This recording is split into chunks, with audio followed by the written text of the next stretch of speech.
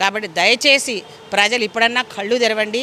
వీళ్ళకు ఒక్కరిని గెలిపించిన ఈ దేశంలో అక్కడ మోడీని గెలిపించిన ఈ దేశం నాశనం అయిపోతుంది. మోడీ ఆల్రెడీ అమ్మేసిండు, అన్ని సంస్థలు అమ్మేసిండు. ఇక ఈయన విదేశాలు తిరుగుకుంటా ఏ విదేశాలలో ఎవరితో ఉంటాడో మనకు తెలియదు. ఇక్కడ ప్రధానమంత్రి అయి ఇక్కడున్న రైతులను తొక్కిపించిండు. ఇప్పుడు మన యువకులకు ఉద్యోగాలు ఇవ్వలేదు.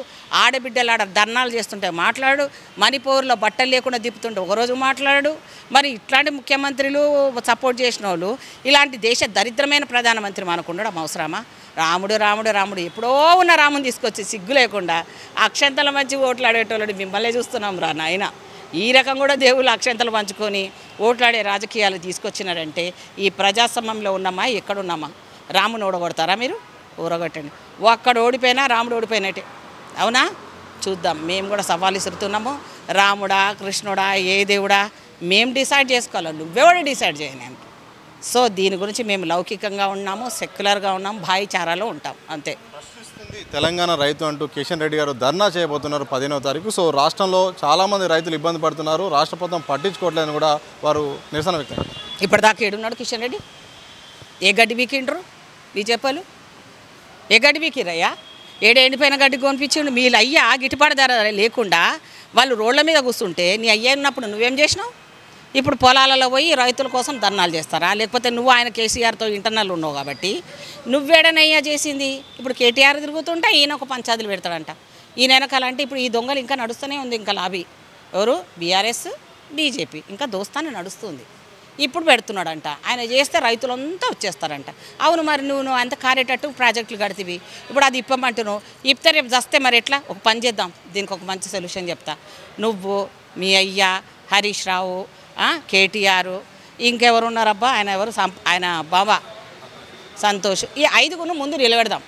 ఆ వాటర్ని వదులుదాం. ఆయన అన్నట్టు వాటర్ని వదిలేస్తాం.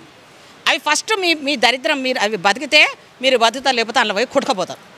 ఇది నేను ఛాలెంజ్ ఇస్తున్నా. రమ్మనండి. ఆ నీళ్ళు వదిలితే రైతులకు ఏమవుతుంది? ఒక్క చుక్క నీళ్ళు లేకుండా వర్షాలు పడుతున్నాయి కదా. దేవుడు ఉన్నాడు, మాకు మంచితనం ఉంది.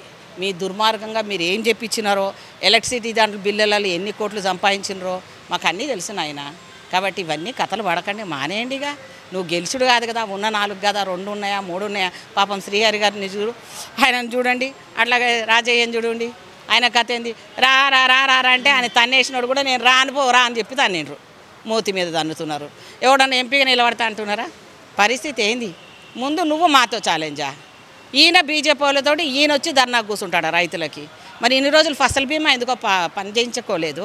ముఖ్యమంత్రితో ఎందుకో పాటింపజేయలేదు? ఏడున్నావు కిషన్ రెడ్డి? ఏం చేస్తున్నావు? బొట్టులు పెట్టుకొని బోనాలు పెట్టుకొని గుడులు మసీదులలో తిరుగుమని చెప్పుకుంటా కార్యకర్తలను పిచ్చోళ్ళని చేస్తున్నావు ఇప్పటిదాకా. నువ్వు ఎస్సీసీలో పోయి ఎప్పుడైనా మీటింగ్ పెట్టినావా? ఏ కార్యకర్త చచ్చిపోతే వాళ్ళ ఇంటికి పోయినావా? ఏ లెవెల్ ఉన్నావు నువ్వు? అమరవీరుల స్తూపం దగ్గర నువ్వేమైనా కట్టించినావా? ఎవరికి నివాళులు అర్పించినావు? నువ్వు చాలా మాట్లాడుతున్నావు రైతుల గురించి. నీ ప్రధానమంత్రి ఎంత చేసిండు రైతులకి? సంపిపించిండు కదా. మరి నిన్నేం చేయాలి? బొంద పెట్టాలన్నా మిమ్మల్ని? చెప్పండి. ఇప్పటికి ఆల్రెడీ బొంద పెట్టుడు స్టార్ట్ అయిపోయింది. హర్యానా, అక్కడ పంజాబు అంతటా జెండాలు కనబడితే కాలబెడుతున్నారు రైతులు. మీ పని చేసేది ఆ రైతులే. జై జవాన్ జై కిసాన్.